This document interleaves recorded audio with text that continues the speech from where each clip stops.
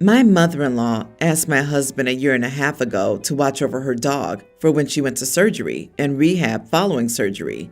She's a healer. I had no say in it because I didn't even know until the dog was at my house. I had a problem with this from the beginning. The dog was completely untrained.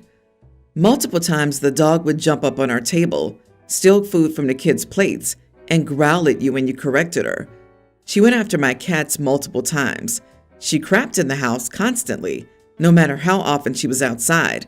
She would do zoomies around the yard for easily 40 minutes, come inside, and immediately squat to poop. And she nipped my and my husband's face, not the kids, oddly enough. Hard enough to draw blood, too. If you pulled away before she got you, you could hear teeth smashing against each other.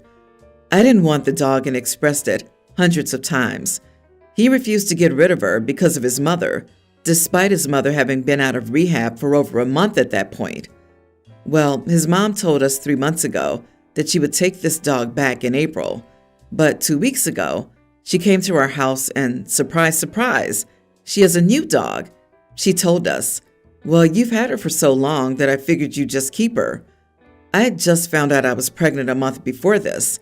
I told my husband there was no way we were keeping this dog. I never even wanted the dog here. He eventually said okay, and he found a nice couple who owned a giant farm to take her overnight to see if it was a good fit 3 days ago. We got a call the very next morning saying that the dog was hit by a car. He rushed us to get her and bring her to the emergency vet. She needed amputation, surgery on her front paw, surgery on her pelvis, metal plates put in, etc., etc. The total for the surgeries was almost $13,000. They told us before doing any of the work that they had a healer rescue who was willing to take her if we couldn't afford the surgeries. I went back out to the car at this point because I was feeling nauseous from not eating anything and being pregnant. He comes out about a half hour later and tells me that he paid $7,800 toward the cost, our savings, and opened an animal care credit card to cover the rest. The card has a 26% interest if you don't pay the cost back in full in 6 months. Now he's saying he can't get rid of her because she's just been through too much, and she's my friend. I am so wildly repulsed by this that I can't even look at him the same anymore. This is divorce territory to me. All of our savings are now gone, and we'll be looking at debt because of this 26% interest credit card he opened? And now he expects me to deal with carrying this dog around and squatting around the yard for her to go to the bathroom when I already have hypertension from pregnancy. I've been deemed high risk. I told him I didn't think I could stay with him after this. I do not trust him at all anymore. There were options. A healer rescue was willing to take the dog and cover the cost, but he instead threw us into debt over a dog that he told me he was getting rid of, and I'm all set. He said I'm an idiot for not seeing his point on this. I do see his point. He loves the dog, obviously, but we are pregnant, and he just depleted our savings over a dog that bites faces, and I don't think I want to be with him anymore. Am I the idiot? Not the idiot. I'm a dog lover, but this dog seems to be putting you and your kids at risk. I wonder if he didn't ask his mother for the dog and used the guise of we're taking care of it while she's recovering. I'm so sorry you procreated with this man. Better to leave now, though, before he has a chance to do more damage. Although, I don't imagine how that would be possible, since he's cleaned y'all out already and then some. If he'll do this, he'll do anything. He's a cheater, just a different kind than most people think of when they hear that word. He made a major financial decision without consulting you or gaining your agreement. Worse, it involved joint funds that belonged to you and your kids as much as it did him. Even worse, he knew you didn't want the dog, and y'all had already agreed to another plan for the dog. And last but not least, he cleared out your entire savings and incurred debt to fund his decision. This is straight up financial infidelity. OP got cheated on by her husband with his dog. Man, that's crazy. I can't wrap my head around the fact that he's okay with depleting his family's savings account 1 month after finding out OP's pregnant. I genuinely can't fathom such a thing. I hope she divorces him and the credit card is only in his name, so he has to pay off that debt on his own. I'd say cut your losses, OP. He can enjoy his dog somewhere else, far away from you and your kids. I have 2 wonderful kids, a son, Oscar, teen, and a daughter, Holly, nearly adult. My son gets very, very bad migraines. He can't eat, can't sleep, can't do anything. It's a stressful time for everyone in our family, and when he gets them, he usually takes a day or 2 off school. It happens rarely, so this is not an issue. He's currently in one of these episodes, as my wife and I have taken to calling them, so he's in the guest room resting. Obviously, he can't do chores when he's like this, so my wife or I pick up the slack. Holly always gets a bit edgy when Oscar has these attacks, and generally acts a bit grumpy. I always assumed that these were out of concern for her brother, so I'd usually get her some sweets or something to take her mind off of it. Today, Holly saw me emptying the trash, which is usually one of Oscar's chores, and she gave that really prolonged sigh that people do when they want you to ask them what's wrong. I put the trash back and went to talk to her. Holly's upset because we never do all this for her when she has a headache. I explained gently that Oscar doesn't get headaches, he gets migraines, and that when she's as sick as he is, we do all this. But Holly was still upset. This all came on quite quickly, so I tried to get her to understand, but she refused. She carried on telling me how Oscar should just get off his lazy butt.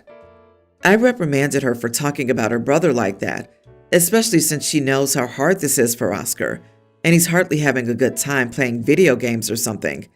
Edit, as in he's not doing something enjoyable.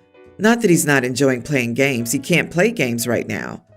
Holly continued saying it was unfair for us, edit, me and my wife, obviously not Holly, to do all his chores, and he should at least do the garden. We have a big garden, and neither my wife nor I are fit enough to care for it like we used to. Oscar, being the sporty guy he is, took over. I told her bluntly that she could do it herself if she cared so much about the garden. She got mad about this, and I admit I probably shouldn't have suggested it. She started accusing me of favoritism, etc. I told her to go to her room and calm down, because she was shouting loudly, and Oscar was resting in the room right next to us. She stormed off, but now I'm wondering if I was too harsh. Am I the idiot? Edit. My son is in the guest room in case he needs an oxygen mask. You are the idiot. Your daughter feels you're playing favorites and has been frustrated that you haven't noticed how she feels. It probably didn't come on suddenly. It's just that you hadn't noticed. Now she's told you how she feels, so this is your chance to make things right by talking to her and working with her to restore your relationship. She's almost an adult. Everyone is self-centered when they're her age. All she sees is her brother getting to put his chores on someone else, regularly, which she doesn't get to. Honestly, OP should leave the chores undone until Oscar feels better. In real life, he will still have to do chores around his migraines when no one else is there to help him, as most people with migraines do. Heck, I've had to work with a migraine before. If chores hold up the household, like taking out the trash, then OP should give him different chores or rotate those necessary chores. It's brutal for you to have a kid with migraines.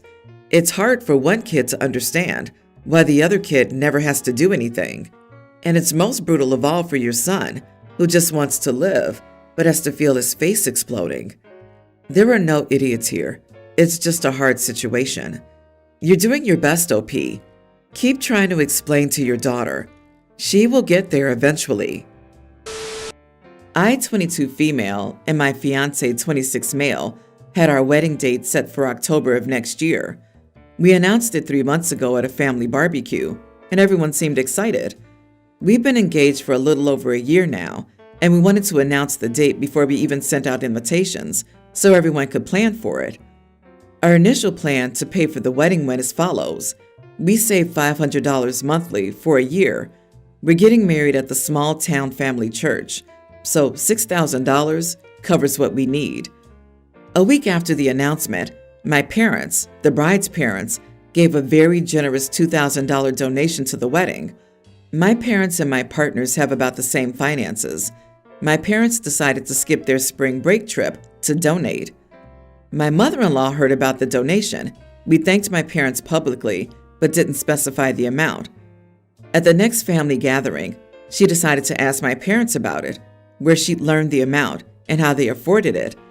There was some conversation before I walked over, but this is what I heard my mother-in-law say to my fiance. "Don't worry, I'll pay for your next one." My mother-in-law hasn't ever liked me. She says I'm dramatic. She's probably right, to be honest. My fiance told her firmly to shut up. My parents looked angry as well. My mom said she didn't think it was fair that the bride's side of 6 people, a small family, donated more than my financial side, 20 people. I don't have any grandparents or aunts or uncles left, so my family is smaller. I told them that I love their donation, but my mother-in-law's side doesn't need to donate. My mother-in-law responded with a snappy, "I'm not giving up my vacation just because you two are broke." I got angry and told her again that I didn't want any money from her.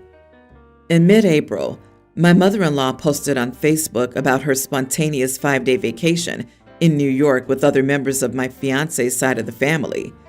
My parents got very offended, thinking that if they had enough for a spontaneous vacation, why didn't they help pay for the wedding? I think they exaggerated the trip out of spite, but I still kind of agree. But at the end of the day, it's their money. Now it's May, and both sides of the family are posting sassy Facebook posts, messaging inappropriate comments, and some not even talking. I posted on Facebook that we're putting the wedding off for now. I posted, "We are no longer planning our wedding for October. We want to be married and supported by loving family members, and we all know we've been lacking that recently. We will replan the wedding at a later date." I tagged everyone, and now everyone's mad at me. I tried to stay out of the drama, but seriously, what the heck? Am I the idiot? And what do I do now? What do I do now? Elope. Give the money back to your parents. Elope with just the two of you and a couple of witnesses. And then if everyone complains, tell them you just didn't want to have to mediate on a family feud on your wedding day, which is a pretty reasonable request from both sides. And at least you won't have to see mother-in-law's sour face. So yes, elope. Unfortunately, putting the wedding off just multiplied the drama. Do you really think they're all just going to behave better in a year? Are any of these adults going to start acting like adults anytime soon? You just signed yourself up to do this all over again. These people need to learn what healthy boundaries are. Everyone's the idiot, not a darn adult in the whole room. The parents are acting like idiots, but calling off the wedding didn't help anything. I think you are the idiot. You would not be the idiot for just deciding to postpone, but the way you did it, dramatically tagging everyone on social media, I'm embarrassed for you. And really, you just proved future mother-in-law right that you're overly dramatic. No one owes you money for your wedding, period. Your in-laws could go on never-ending vacations, and it would be irrelevant. The fact that you let your parents attack them for that is gross.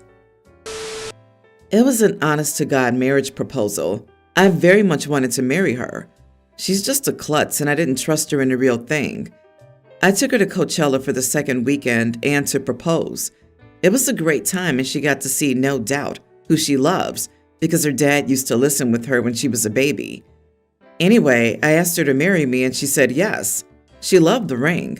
I had it sized, but it was the brass and moissanite copy that I had made so she wouldn't lose or damage the real one at the concert, which she promptly did. And then she pretended not to. She said it was too tight and that she had put it away until we got back to Phoenix. When we got back, she asked me where I got the ring. I told her, and she tried to replace it, until they told her how much it cost.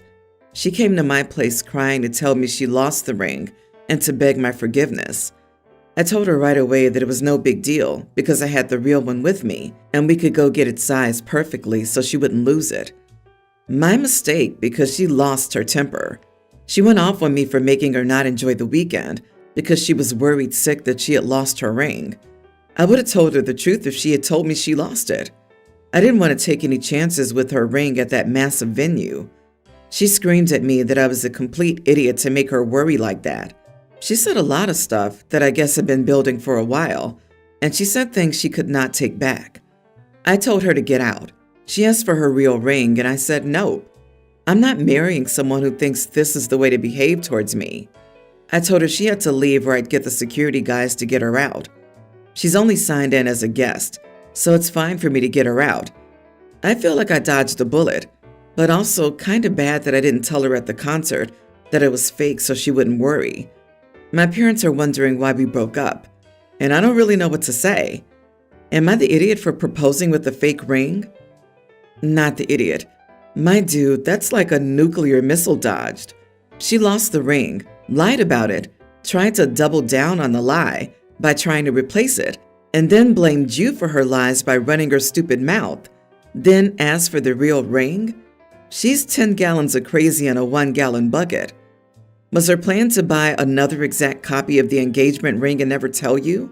As in, potentially spend thousands of dollars rather than admit to poor judgment or irresponsibility to her spouse. Man, just imagine if she gets pregnant by another man. You know what's coming to you then? A normal person would have apologized and asked for help finding it. I think you saw the real one here. Better now than after the wedding. My husband proposed while we were traveling in the Rockies. After saying yes, I actually went off on him for getting such an expensive ring and that I'm likely to lose it during our trip, etc. He laughed and said that he knows me. That ring is not gold and diamonds or cubic zirconia. Thank goodness. I still have that ring with me, and I cherish it. I'm from India, but I live in the USA. It's basic manners to ask a guest whether they'd like to have tea or coffee. Also, I had no idea that it would be considered rude in the USA. I have or had a friend at work, Mark, and his girlfriend is Sarah. She said a while ago that she'd like to visit my home. She arrived and I asked, "Would you like to have some tea or coffee?" She replied with, "What?" I repeated, "I mean, do you want tea or coffee? I have some coffee left." Her response, "You're asking me that when you know about Mark?" I was confused. Doesn't he like you having coffee or something? What about tea? She said, "I'm sorry, I'm not interested in being here anymore," and left. I got a call from Mark. He yelled at me for asking out his girlfriend, etc. I said I wasn't asking her out, I was just being hospitable. And he said that in the USA, you don't ask someone whether they want to have coffee unless you're trying to date them. He said, "You should have known better." He's super mad at me. Am I the idiot? Not the idiot, but what the heck are they talking about? Is this for real? I mean, I can only speak for myself, but I've lived in the USA for my entire life, and I've never heard of the idea that offering tea or coffee to someone when they come to your house means you're asking them out on a date. It is basic common courtesy for a host in the US to offer your guests something to drink. She was fine going by herself to your house, but once you offered her a beverage, you were somehow crossing a line? That doesn't make any sense. Sarah and Mark need to calm down and reassess the situation.